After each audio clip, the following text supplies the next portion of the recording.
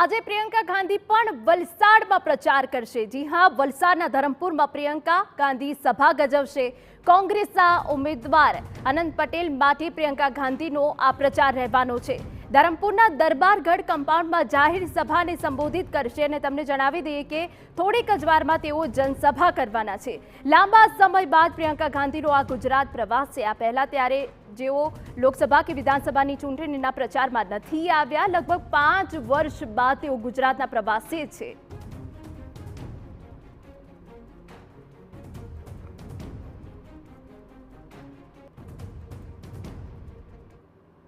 તો લાંબા સમય બાદ પ્રિયંકા ગાંધીનો ગુજરાત પ્રવાસ છે અને જોરશોરથી પ્રચાર કરશે। ત્યારે આ સમગ્ર કાર્યક્રમ કેવો રહેવાનો છે, અમારા સંવાદદાતા નરેન્દ્ર રાઠોડ વધુ વિગત આપી રહ્યા છે। નરેન્દ્ર, તમારી પાસેથી જાણવા માંગીશું, લગભગ 5 વર્ષ પછી પ્રિયંકા ગાંધી ગુજરાત પ્રવાસે છે, કોંગ્રેસ ઉમેદવાર માટે પ્રચાર કરવાના છે। આ સમગ્ર કાર્યક્રમ કેવો રહેશે, નરેન્દ્ર?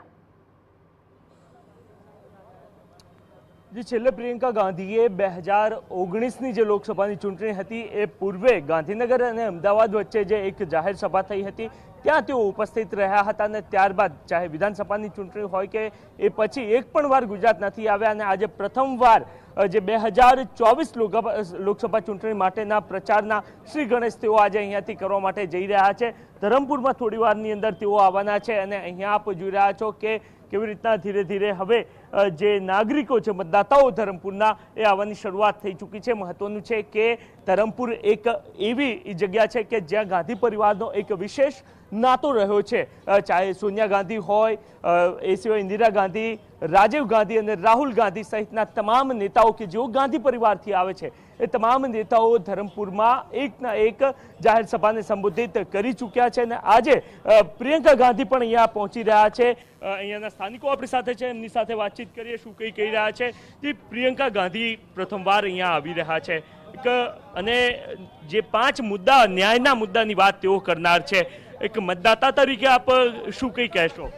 મતદાતા તરીકે એવું કહે કે આ ન્યાય ખૂબ જ અગત્યનું છે, કારણ કે બીજેપીનું જ્યારથી અહીંયા એ હતું, શાસન હતું, ત્યારથી કોઈ મુદ્દાની વાત પર નથી। એ લોકો રોડ, રસ્તા અને પાણી સિવાય પાણીનું કરે, પણ પાણીની બી જલસેનલની યોજના હાવ બોગસ છે અને સ્કૂલની તો એ લોકો વાત જ નથી કરતા। મારી સ્કૂલ, મારા ગામની સ્કૂલ જે 7 વર્ષથી તોડવાની મંજૂરી આપી પણ નવી બનાવવાની મંજૂરી નથી આપી। આજે બાળકો બીજાના ઓટલા પર બેસીને ભણવા, ઝાડ નીચે ને બીજાનો પ્રશ્નો અનેક છે। આપને લાગી રહ્યું છે કે કારણ કે ભારતીય જનતા પાર્ટી નરેન્દ્ર મોદીનો ચહેરો અને એ સિવાય જે પ્રકારના રાષ્ટ્રવાદના મુદ્દાઓ છે, સ્થાનિક મુદ્દાઓ કામ કરશે આ વખતે?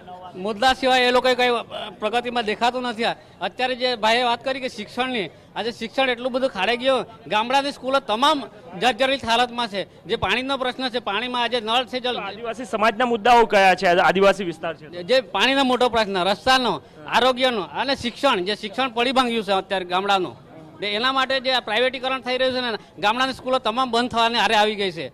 ઓકે, તો અનેક મુદ્દાઓ છે અને આ વિસ્તારની વાત પણ અગાઉ આપને કરી હતી કે કેવી રીતના ગાંધી પરિવાર માટે આ વિસ્તાર છે એ વિશેષ રહ્યો છે અને સૌથી મહત્વની વાત એ છે કે આજે પ્રિયંકા ગાંધી અહીંયા પહોંચી રહ્યા છે અને અહીંયા જ્યારે તેઓ પહોંચશે ત્યારે જે કોંગ્રેસના 5 મહત્વના મુદ્દાઓ છે, ન્યાયની વાત છે, એ કરતા તેઓ જોવા મળશે। કોંગ્રેસના સહપ્રભારી ઉષા નાયડુજી આપણી સાથે છે, એમની સાથે વાતચીત કરીએ। जी, प्रथम बार प्रियंका गांधी आज धर्मपुर में आ रही है और धर्मपुर गांधी परिवार के बहुत नजदीक रहा है, हर एक नेता ने यहाँ पे रैली को संबोधित किया है। देखिए, आज पूरा वलसाड में फेस्टिवल का माहौल छाया हुआ है।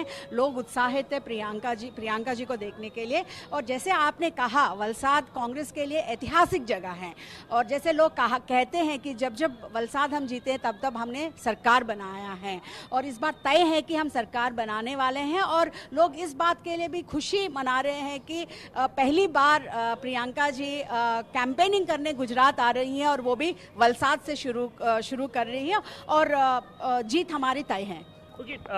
मतलब अनंत पटेल एक मजबूत कैंडिडेट है, पर ऐसा देखा जा रहा है कि चाहे भारतीय जनता पार्टी की जितने भी मुद्दे हो और एक इमोशनल अटैचमेंट गुजरात से नरेंद्र मोदी के साथ, तो कितना मुश्किल लग रहा है आपको? देखिए, आप समझते हैं कि आज लोग समझ गए हैं और गुजरात की जनता भी समझ गए हैं। आपने गुजरात का बजट देखा, बजट में आपके ओबीसी, एससी, एसटी, माइनॉरिटी, जो पिछड़े वर्ग के जितने भी हैं, उनके लिए एकमात्र 1% भी बजट में नहीं रखा है। तो उनके गुजरात के प्रति कितना निष्ठा है सभी जानते हैं। और दूसरी बात, ये जो 400 पार जो कह रहे हैं, वो तो लोग समझ गए हैं कि 400 पार का मतलब उनका अधिकार छीनना, 400 का पार का मतलब उनका आवाज छीनना, 400 पार मतलब संविधान को खत्म करना। तो ये बात लोग समझ चुके हैं। आज देश में और गुजरात में माहौल बदल चुका है।